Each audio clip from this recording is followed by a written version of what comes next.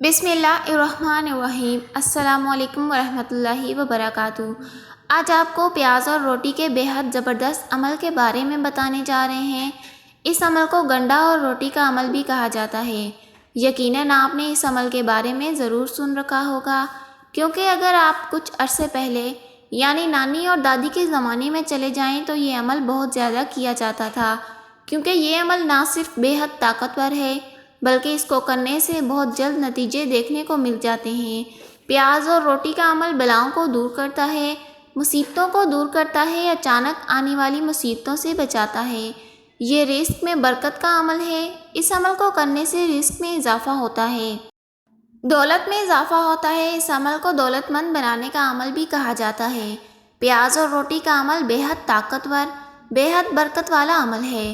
اس عمل کو قسمت بدل دینے والا عمل کہا جاتا ہے۔ اس ویڈیو میں نہ صرف آپ کو پیاز اور روٹی کا عمل کے حیران کن فائدے کے بارے میں بتائیں گے، بلکہ اس عمل کو کیسے کیا جاتا ہے وہ بھی بتائیں گے، اور آپ نے اس عمل کو کیسے کرنا ہے اور ان دوران کن کن باتوں کا خیال رکھنا ہے، ان تمام چیزوں کے بارے میں بتائیں گے۔ اس لیے ویڈیو کو آخر تک دیکھیے گا، اور آپ سے گزارش ہے کہ اگر آپ چینل پر نئے ہیں تو چینل کو سبسکرائب کر دیجیے گا اور ہماری ویڈیو کو لائک ضرور کیجیے گا۔ محترم ناظرین، بھوکے کو روٹی کھلانا اپنے آپ میں بہت فضیلت والی چیز ہے۔ روٹی کے صدقے کو بہت بابرکت مانا جاتا ہے۔ روٹی گندم سے تیار ہوتی ہے جو کہ اناج ہے، اور دنیا میں کروڑوں لوگوں کی بھوک مٹاتا ہے۔ نبی کریم صلی اللہ علیہ وسلم کا ارشاد مبارک ہے، بہترین صدقہ بھوکے کو روٹی کھلانا ہے۔ ایک اور جگہ نبی کریم صلی اللہ علیہ وسلم سے بھوکے کو کھانا کھلانا مغفرت کو واجب کر دینے والے عملوں میں سے ہے۔ یہ عمل رزق کو بڑھاتا ہے، عمر لمبی ہوتی ہے اور مصیبتوں کو دور کرتا ہے۔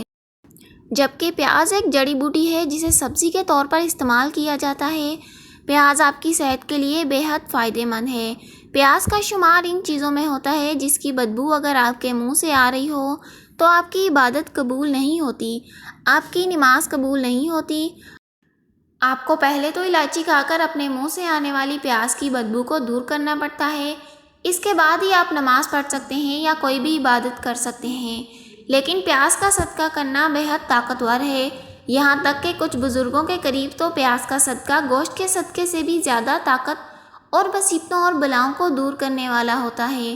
پیارے بہن بھائیوں، سب سے پہلے آپ کو پیاز اور روٹی کا عمل کرنے کے کچھ بڑے بڑے فائدوں کے بارے میں بتا دیتے ہیں۔ اس کے بعد آپ کو بتائیں گے کہ آپ نے اس عمل کو کرنا کیسے ہے۔ خواب میں مردوں کا آنا بہت بڑی کسی مصیبت یا پریشانی کی نشانی ہوتی ہے۔ جو لوگ اس دنیا سے چلے جاتے ہیں یعنی وفات پا جاتے ہیں، پھر مرنے والا چاہے آپ کا کتنا ہی عزیز رشتہ دار کیوں نہ ہو، مرنے کے بعد اس کی سوچ اور اس کا نظریہ آپ کے لیے بدل جاتا ہے۔ جب تک آپ کا عزیز رشتہ دار جی رہا ہوتا ہے، اس کی خواہش ہوتی ہے کہ آپ کی لمبی عمر ہو، لیکن جب وہی رشتہ دار اس دنیا سے چلا جاتا ہے تو اس کی یہ خواہش ہوتی ہے کہ آپ بھی جلد سے جلد مر جائیں، یعنی آپ کی بھی وفات ہو جائے تاکہ آپ بھی اس کے پاس اس دنیا میں آ سکیں۔ لیکن خواب کے اندر مرے ہوئے لوگوں کو دیکھنا ہمیشہ یہی مطلب نہیں ہوتا۔ شاید آپ کے سر پر موت منڈلا رہی ہے اور عنقریب آپ کی موت آنے والی ہے، بلکہ اس کے کچھ اور بھی مطلب ہوتے ہیں۔ دیکھیں، اگر خواب میں کوئی مرا ہوا شخص مردہ یعنی جو مرا ہوا شخص آپ کا قریبی رشتہ دار ہے آپ کو اپنے ساتھ کہیں لے جاتا ہے تو سمجھیں کہ آپ پر موت کا خطرہ منڈلا رہا ہے۔